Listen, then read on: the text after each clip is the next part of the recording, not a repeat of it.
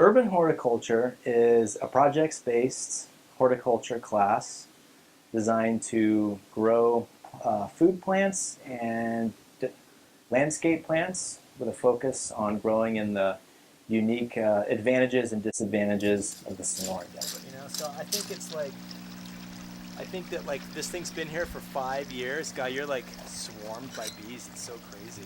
Because I'm the queen bee, Mike. You're the queen. So some examples would be like corn, squash, beans, tomatoes, eggplants, anything that you would buy at a grocery store. I would like to think that we would try to grow here.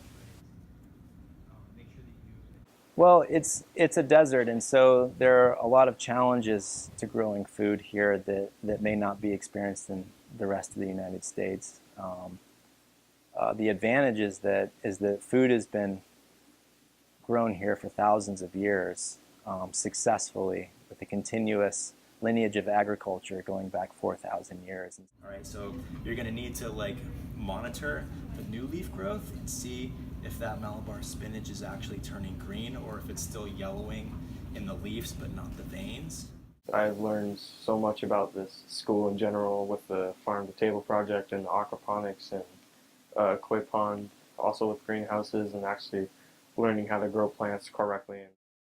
I think this is a great class, and I've enjoyed being in this class from this year and last year.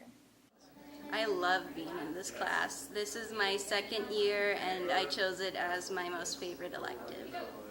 I think my favorite part of being in the class is learning about all the plants and how they work, especially with like plants I really like in Tucson and everywhere else. There's like lots of variety of like things you could do around here. You could just plant, or you could water plants, or for example, you could work in the chicken coop. So you guys are doing general flock maintenance, all right? You're trying to like look through.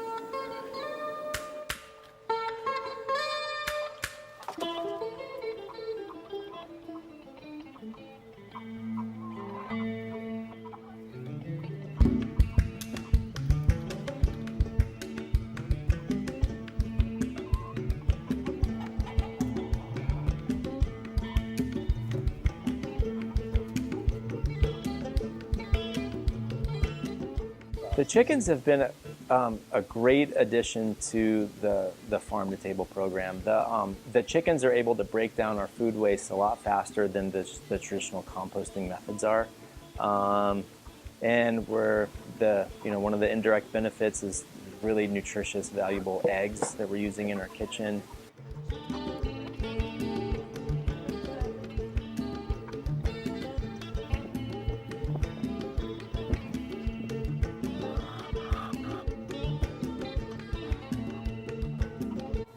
It's been fun for the kids to take care of the chickens. There's a handful of students that have really taken a leadership role in maintaining the chickens, and I think it's a really valuable experience to care for an animal day after day.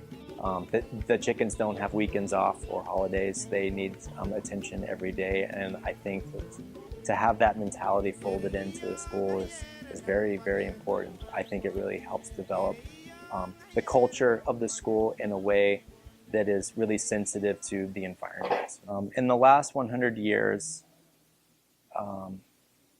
we've gone from subsistence agriculture and farming, and really the knowledge of growing food and saving seed and sort of passing on this genetic diversity has really been lost. And with that loss, there's been a lot of nutritional loss also. And so one of the big reasons why I think it's important that we do what we do here is that we're really trying to reconnect kids, and in particular to something that we've been doing for thousands of years and have really lost in like the last 50, 100 years.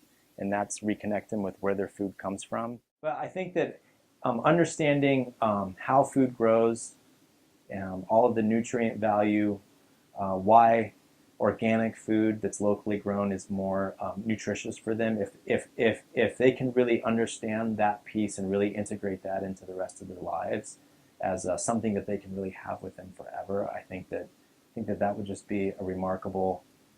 I would consider this class a success if that was the case. I have actually started a garden at my own house, and I try to encourage my parents to be more open to things they haven't done before. I've actually got them to start recycling.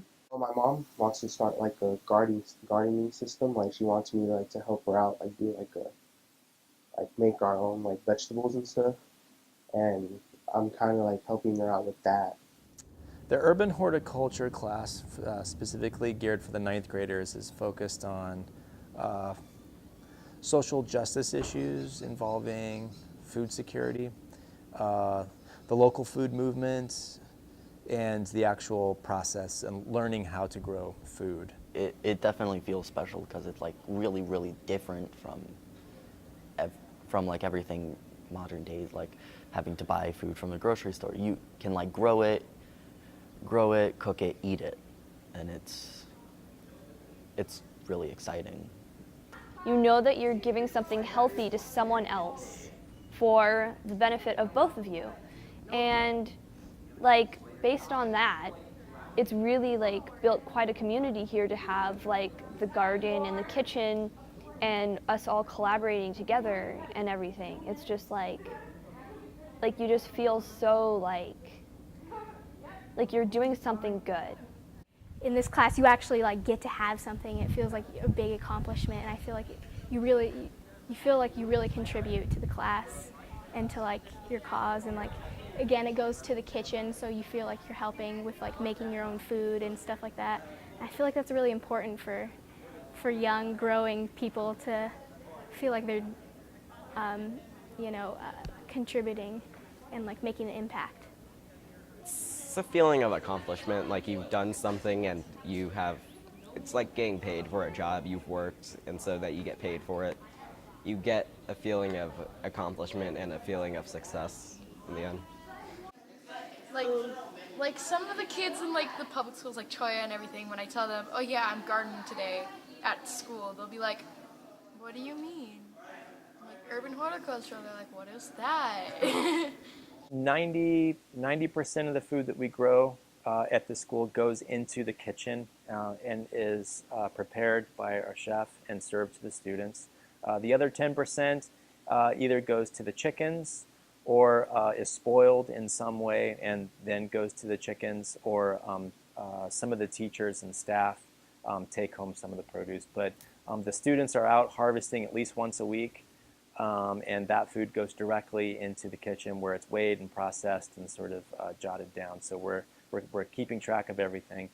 The other food, we partnered with Eric from Pivot Produce, and so that makes up really a majority of where our produce comes from.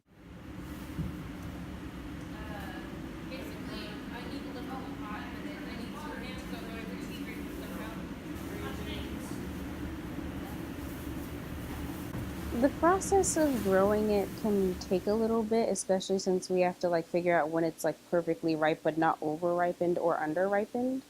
And then once we harvest the food, it's kind of fun to bring it into the kitchen because we have to wash it off first, and then when we cut it up, it's fun to see like what's inside and how many seeds are inside.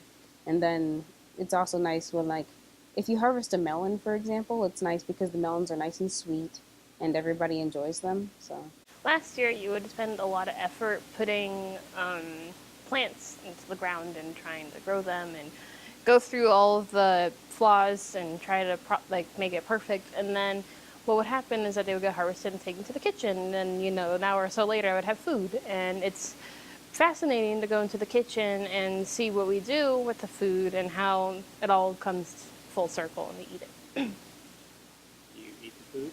Yes, a lot.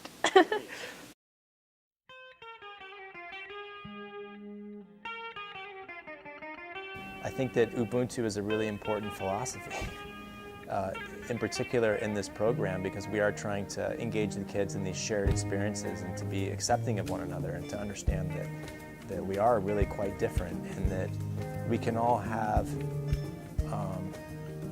our strengths sort of personified or exemplified in those examples, and that they are to be valued. That the kids, what's different about the kids is to be valued and is not to be looked down upon, which I think is a big development, you know, that happens in high school. So I think to have a program like this that can help them sort of work through it in a positive way,